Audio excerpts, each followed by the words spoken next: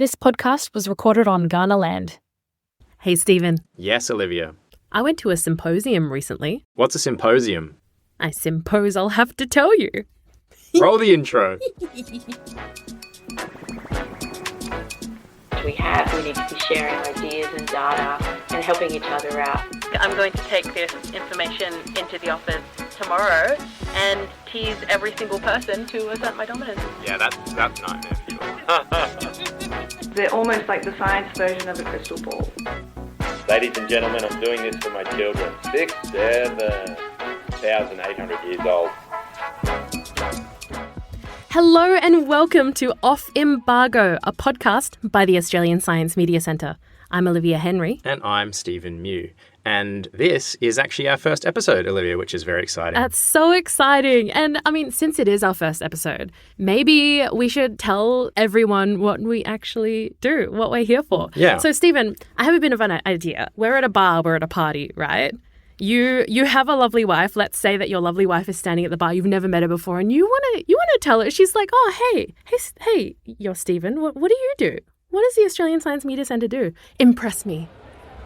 Hey, baby. It's me, Stephen Mew. And I'm a ass-kicking science communicator. I help journalists access all of that good, trusted, evidence-based science information so they can keep the public up-to-date and informed on all the sciencey things that impact our lives every day. Wow, you've won me over. I'll marry you now. Great job, Stephen. Great job. Thank you. And she did marry me, so... It worked. So on today's episode, we'll be talking about misinformation on social media. Stick around to hear from Professor Crystal Abidin from Curtin University later in the episode. She's going to talk about meme factories. But first, let's talk projects. So one of the things, we have a lot of projects. So if you are interested, you can go to our website, smc.org.au, to see more of what we do. And we'll go through it through the season, talk about different things that we do. But the first thing I wanted to talk about is something that we actually did last month, which is we ran something called a Science Misinformation Symposium. Yeah, so this is like a event where we got all of the scientists, media professionals, journalists, industry leaders together to do some really hard thinking about the really hard topic of misinformation, not specifically science misinformation, but general misinformation, which is getting out into the media. Absolutely. And one thing that our CEO, Susanna, who organised this, found is that every industry is doing something, but people weren't talking to each other. So she thought, why not get everyone in the same room and kind of brainstorm how we tackle this together? And so how do we get people more informed out there? So I was lucky enough to go, and I thought maybe I could go through this with you and with everyone listening and tell you kind of what I found interesting. That would be great. Yeah, I'd love to hear because I didn't get a chance to go. I was busy back here at the office. Holding the fort. Yeah, doing all the hard work while you were at this wonderful event. Yeah. I was gallivanting around. So essentially this symposium, it was run for 2 days, and the first day was kind of conference style. So a bunch of people were working together who are working currently to prevent misinformation. We're talking about the work that they do. And there was some amazing stuff there, but obviously I don't have time to go into all of it today. And then day 2, everyone kind of came together and talked about what can we practically do. So let's kind of talk about, projects that could be run in the future and all of these things. So it was a very exciting and collaborative event, and I really enjoyed it. But here are some things that I learned from the first day, or at least, some of the stuff that I already knew because it's my job to know, but it's still really, really interesting to share and other people might not know.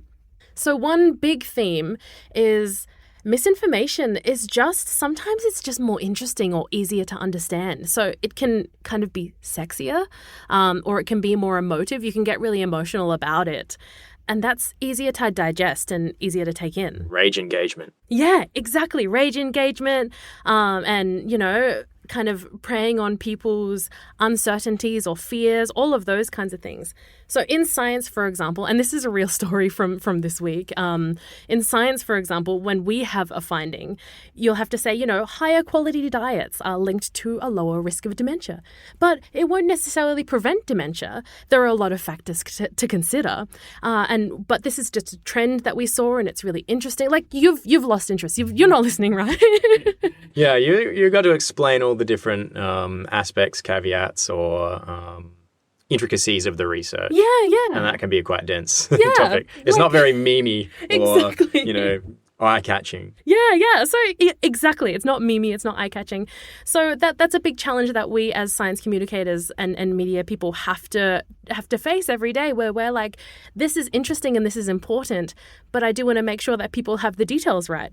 But then if you think of misinformation, for example, if someone's, say, selling a vitamin that they think that will help, all they're going to have to say is, this one vitamin is all you need to prevent dementia. Take this vitamin every day and you're not going to get... it's not real. This but it's cream is easy. anti-aging. It'll send you back 20 years. Exactly. It's so much easier. So that's a big challenge that we face, is kind of trying to get those details in an easy way. And so some of the researchers were saying, maybe when you can, do add emotion, do add real people's story. There's lots and lots of all of those kinds of things that they were discussing. And our boss actually did a speech later in the evening on the first day. And I wasn't supposed to be recording, but we had new microphones for this podcast and I didn't know how to turn them off. So here is a recording, and I have permission now to show this to you. You were wearing a wire at the symposium. I was accidentally wearing a wire. I was basically a spy.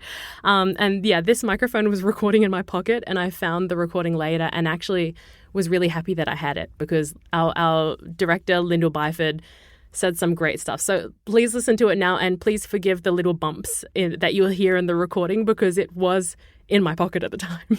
I've been there for 18 years, and over that time, it has changed a lot. The founder of BuzzFeed said if the early internet was serving beer and wine, today's internet is serving crack cocaine. And that will not be what's happening tonight after the break. I assure you.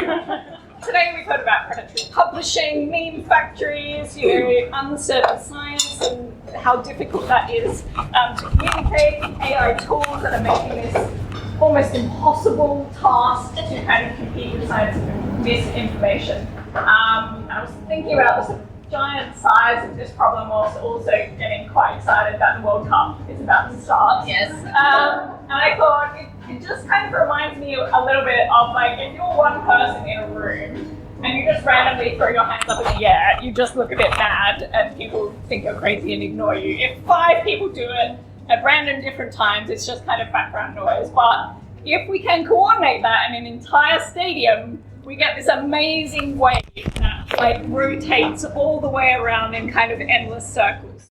So that was Lyndall Byford, Director of News and Partnerships at the Australian Science Media Centre.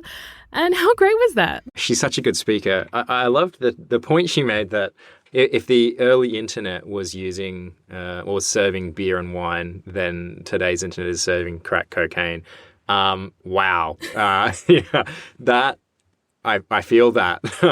We have these addictive algorithms which pull through usually the worst stuff to show us, and that seems a lot like the sort of bad drug, dealers pushing these things that you get addicted to and are not really very good for you. So that's really interesting. And the Mexican wave, I guess that works both ways, doesn't it? If you have one person in a vacuum or in a room sort of saying, well, beer's really good for making you fitter, then everyone will sort of just kind of ignore them. But if you have a whole group of people spreading that's bad. Yeah. But on the flip side, you can sort of turn that to your advantage with the good information. Yeah. Beer probably isn't going to make you fitter. In fact, it's probably going to make you much less fit. Absolutely. And it is so funny that you should say that. You just gave me the most beautiful segue into the next thing that I wanted to talk about. I love that. So this idea of, everyone kind of working together in a coordinated fashion, that's something that we also talked about in the symposium. So one of the biggest things is meme factories. And I don't know if you've heard it's a meme factory. Right? It's like a big stinky factory full of fossil fuels pumping out plastic memes. Yeah, memes are so bad for us. Microplastics, blah, blah, blah. No, I don't know, kind of. So basically, it's big news right now in Australia. And I don't want to go too deeply into politics because that's not what we're about. We're very, science-based. But Did you see that recent story in The Guardian about how One Nation support groups, a lot of them seem to be run by meme factories? Did you see I did see that. What I wanted to talk about was we actually had a researcher at the Symposium talking about the concept of meme factories, because she's what they call a digital anthropologist. So her research looks into activities online and how they affect us and how they're affecting kind of humanity, I suppose. Wow. Yeah. And basically, with these meme factories, there's a bunch of content that we see online, and a lot of content that we see online isn't actually natural at all. So, you know how sometimes we'll be sitting and thinking, wow, everyone's talking about, this new show on this new streaming service, and people love it so much they're making all of these memes about it. And so I'll have to watch that now because everyone's talking about it. That is highly likely to be kind of this big coordinated effort from the brand themselves. What? So it's big meme. It's big meme. It's not big pharma anymore. It's big meme. Yeah, that's right. And so this is a really interesting concept. So we've got brands doing it. We've got politicians doing it. We've got all of these kind of coordinated messages that groups are trying to get out there. And so it feels really organic. Do you know what? That makes me feel really uncomfortable, because usually when I see memes on things like Instagram or other social medias, there are others are available, it feels like these are things that are being shared to me by, even if I don't know the accounts or the people, like just other normal everyday people, members of the public who are sort of pushing these around and making them. But you're saying it's big meme. Yeah. So it does. It feels like a passion project or something from someone who, really likes a brand or a show or a food or something. Yeah. But a lot of the time, I'm not saying it's all the time, but there's a lot out there of just this is a paid for thing. So I actually chased down Crystal at the Symposium and had a bit of a chat to her. So I'll play that for you now.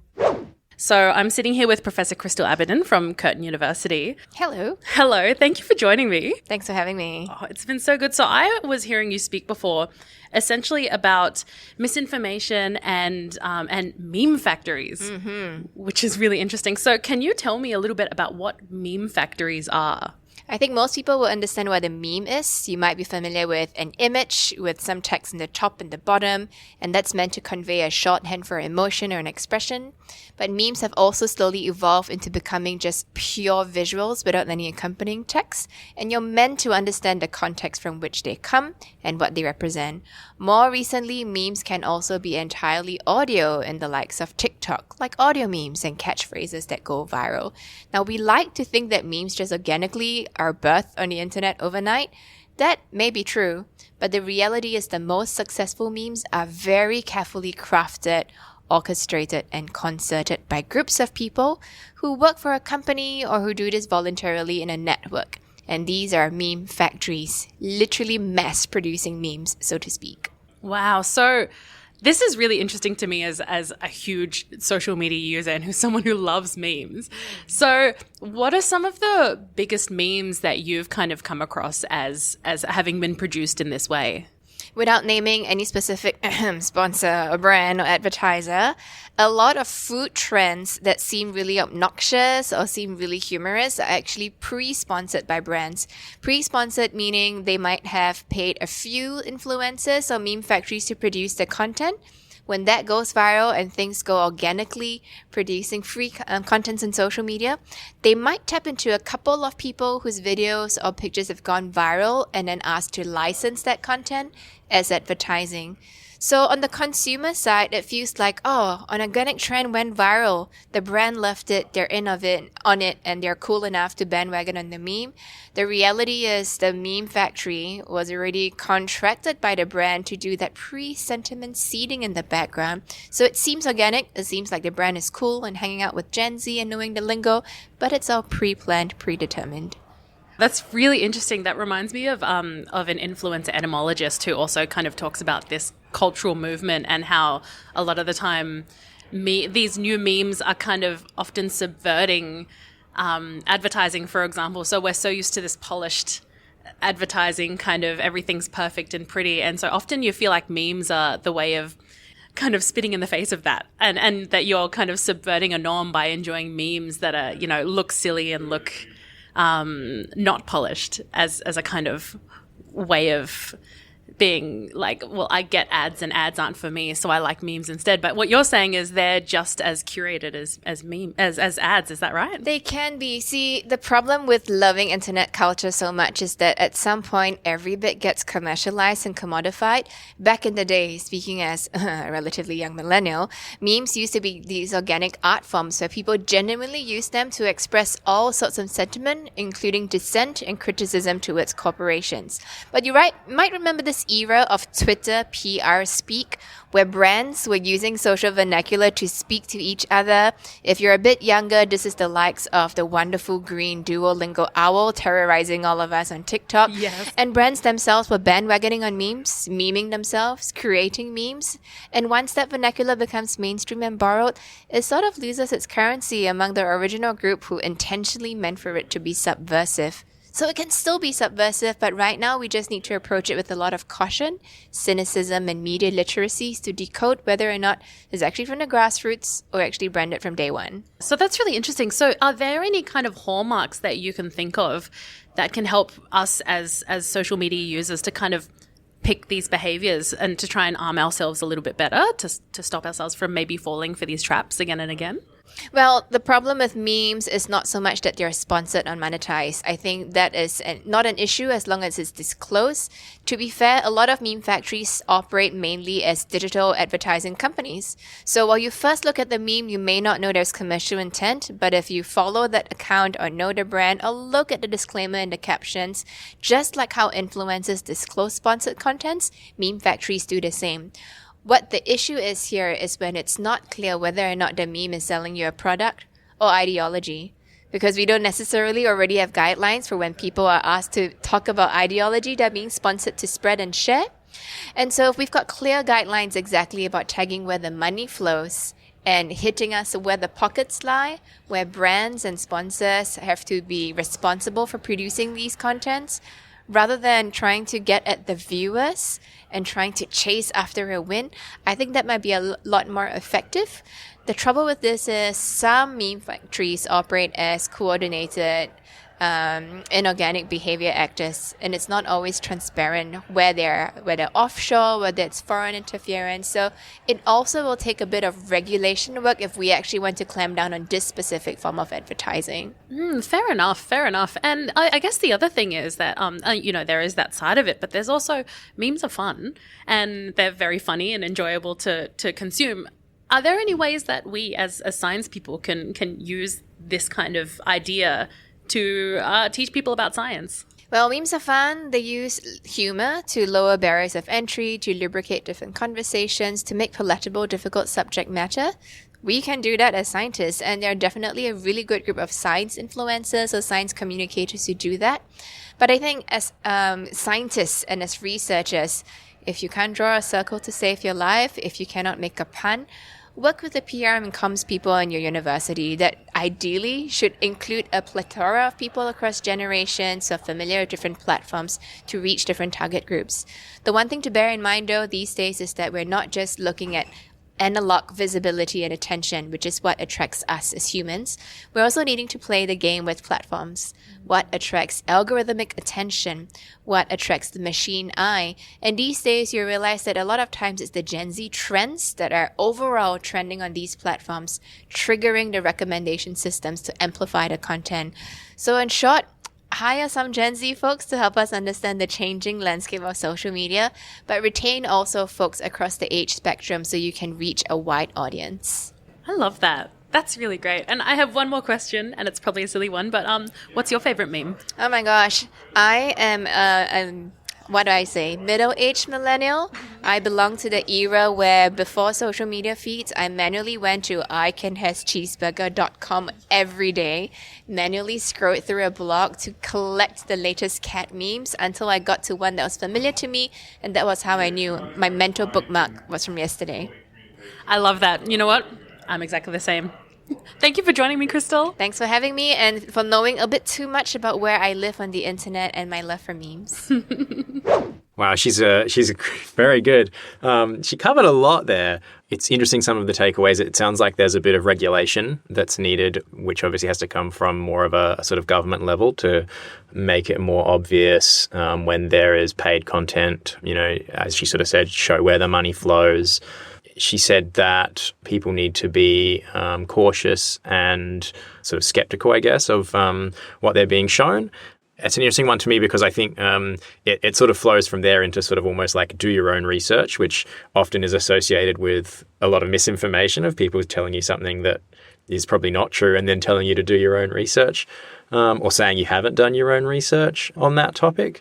I also quite liked that one of the things she said was just, hire more Gen Z people or maybe just, if you're a scientist, maybe just make friends with some Gen Z people, get them to help you understand where the trends are and what's popular so that you can sort of try and influence the algorithm that we all know and maybe love. Absolutely. And it is quite interesting, her kind of saying that there's, a lot of media literacy involved in that. So just knowing how the media works can be really helpful. So hopefully we can help with that over time in this podcast. That's true. I guess I'd just like to ask you, Olivia, what's currently your favorite meme? Oh, that's a really, really hard one. You might recognize it. I've got it pinned up by my desk at work, and it's really stupid. So in Star Wars, how what's his face yells, "You were the chosen one." Obi-Wan Kenobi. Yeah, Obi-Wan Kenobi.